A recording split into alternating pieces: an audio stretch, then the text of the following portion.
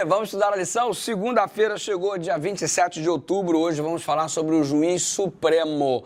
O juiz não pode ser corrompido, o juiz verdadeiro não pode ser subornado.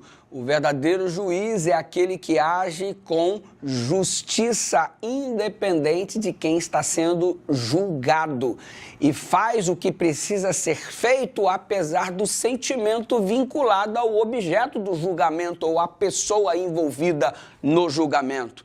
Então, trocando em miúdos, é o seguinte: de acordo com Gênesis 18, 25, Salmos 7, 11 e todos os outros textos citados na lição de hoje, a consideração é de que Deus é justo e ele julga com retidão, ele faz justiça, mas ele também é amor. Tendo em vista que ele ama, isso não o isenta de fazer o que precisa ser feito. Ele ama, mas não deixa de fazer o que precisa ser feito. E essa é a face do verdadeiro e genuíno amor. O amor cobre multidão de pecados e transgressões quando há a direção de arrependimento por parte do pecador. Caso não haja arrependimento, conversão, ao invés do amor cobrir esta multidão de pecados, o indivíduo vai colher o seu salário, e o salário do pecado é a morte. E o que nós estamos presenciando é o juízo divino sobre Canaã, que disse não aos apelos de Deus para a conversão, para a direção, no sentido de terem uma nova vida, conforme a vontade de Deus. Deus solicitou que o assassinato de crianças em cerimônias para deuses pagãos como oferta, crianças eram oferecidas, eles recusaram.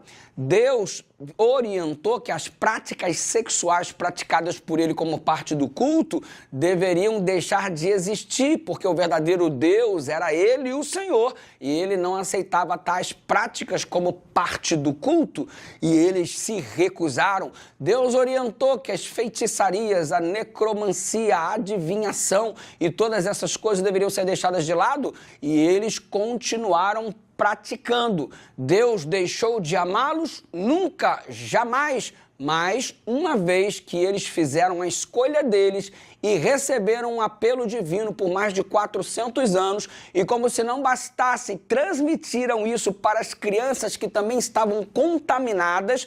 Desta forma o juízo chegou para a nação, não simplesmente para indivíduos, de modo que toda a nação deveria ser eliminada. E se Deus é justo, como cremos de fato que ele é, ele não cometeu nenhum ato de arbitrariedade, muito pelo contrário, ele fez o que precisava fazer, porque não amava mais o povo de Canaã, amava, mas isto não significa que por amor ele deixa de ser justo. Ele continua amando, mas ele também continua sendo justo. Aliás, a justiça é uma outra face do amor que precisa ser melhor compreendida, porque estamos acostumados a achar que amor é apenas concessão, que amor é apenas deixar rolar solto, ainda que o que esteja sendo praticado seja fruto do pecado e fruto do erro. Não, Deus ama e intervém quando necessário é. É o que estamos verificando aqui no que diz respeito à eliminação do povo amorreus, jebuseus e todos os outros que viviam na terra de Canaã. O juízo de Deus estava chegando e veio através de uma guerra santa. O Herem veio utilizando o povo de Israel como instrumento para a execução deste juízo. Então, note que de outra vez, aliás, outras vezes Israel sofreu a mesma coisa. Exemplo, os caldeus, que eram os habitantes da Babilônia, eles foram utilizados por Deus para trazer juízo à nação de Judá. Você percebe que no ano 605 a.C., Judá é levado em cativeiro porque estava recebendo juízo divino, e os caldeus, o povo da Babilônia, estavam sendo usados como instrumentos nas mãos dele. O juízo para o povo de Israel o Reino do Norte, cuja capital era Samaria, aconteceu no ano 722 a.C. Os assírios vieram e foram a nação instrumento para que o juízo recaísse sobre o povo de Deus, que havia rejeitado tanto a voz de Deus manifestada através dos profetas. Então, da mesma forma como Deus usou Israel para que o juízo chegasse ao povo da terra de Canaã, você observa que Deus usou o povo da Babilônia para que o juízo chegasse ao povo de Judá, e Deus usou o povo da Assíria para que o juízo de Deus chegasse ao Reino do Norte, capital Assíria, Reino do Norte, chamado Israel. Então você percebe? Deus ama a todos e salvou todo aquele que sempre se arrependeu. Entre os cananeus, da mesma forma. A própria Raabe é um exemplo claro que o arrependimento conduz à salvação.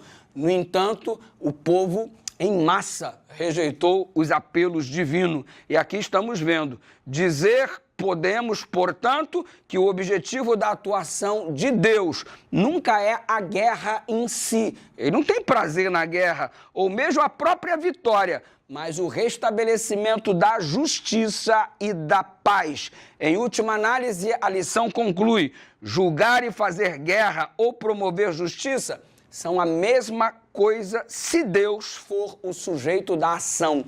Quando Deus é o sujeito da ação, fazer guerra é sinônimo também de fazer justiça, porque aquele que é alvo desta guerra, alvo do juízo, ele já teve a taça da iniquidade com o seu nível já ultrapassado e transbordado.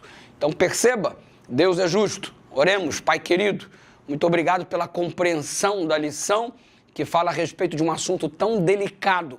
Ao mesmo tempo em que o Senhor ama, o Senhor não deixa de ser justo, no sentido de dar àquele que não se arrepende a possibilidade de colher aquilo que ele mesmo plantou. Nós agradecemos por tua justiça, o que faz-nos te admirar e amar ainda mais em nome de Jesus.